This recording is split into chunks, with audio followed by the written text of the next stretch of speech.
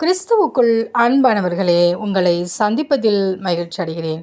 யோபு 42:10. யோபு தன் சிநேகிதருக்காக வேண்டுதல் செய்தபோது கர்த்தர் அவன் சிறையிருப்பை மாற்றினார். யோபுவுக்கு முன்னிருந்த எல்லாவற்றை பார்க்கிறோம் இரண்டத்தனையாய் கர்த்தர் அவனுக்கு தந்தள்ளினார். பிரியமானவர்களே, யோபு இழந்தது அதிகம் என்று சொல்லி நாம் பார்க்கிறோம். அந்த சிறையிருப்பின் நாட்களிலும் யோபு தன்னுடைய எல்லாவித காரியங்களை குறித்து தேவனுக்கு முன்பாக ஆராய்ச்சி செய்து பார்க்கிறார்.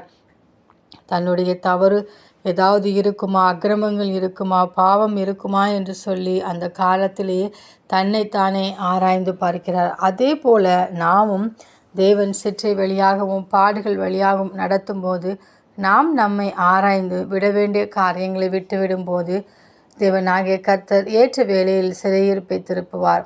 அப்பொழுது கர்த்தர் இரட்டிப்பான நன்மையை நமக்கும் கட்டளையிடுவார்.